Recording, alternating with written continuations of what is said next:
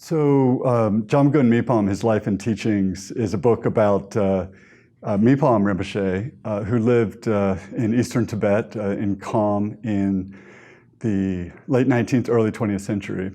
And he's a really important figure in the Tibetan tradition that engages with a lot of Buddhist texts and practices across a wide range. He's someone who brings together the Nyingma tradition of Dzogchen, or the Great Perfection, with the analytic and philosophical traditions of monastic education. So he's someone who really bridges the divide between monastic colleges and analytic styles of practice and the contemplative styles of practices that transcend ordinary modes of conceptualization and thinking. So he's an important bridge figure.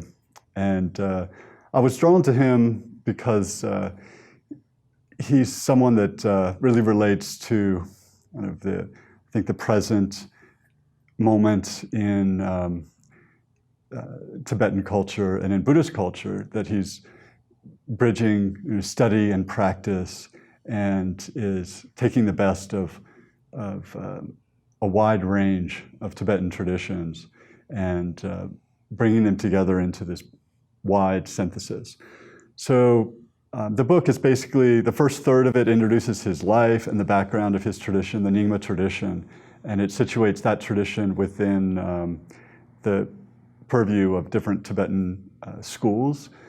And since Mipam is such a late figure in the Tibetan world and such an important figure, it serves as an introduction to Tibetan Buddhism and Indian Buddhism that sets the scene for Buddhism in Tibet.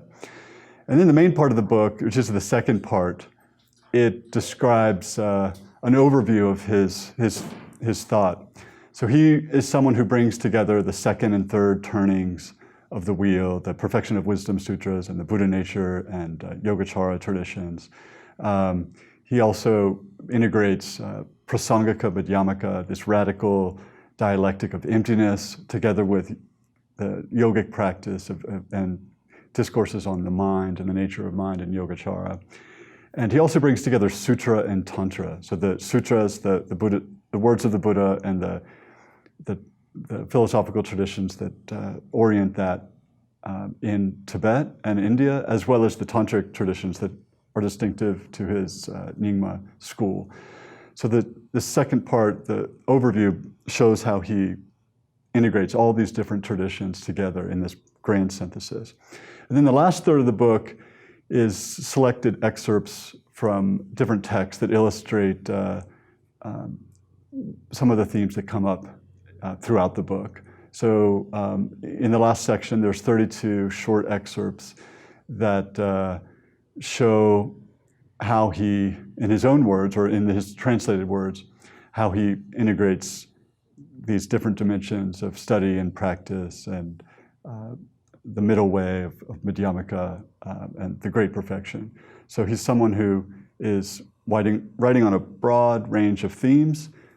His collected works were said to have been 32 volumes. So he's one of the most prolific thinkers and writers, and such a recent figure that his students, his second and third generation students, are still alive today, and his text and tradition is still very much studied and practiced in contemporary Tibetan culture. So I was trying to represent this and provide a gateway into that for interested people to get a sense of contemporary Buddhist study and practice with this very important, very interesting, creative thinker, Mipam Rinpoche.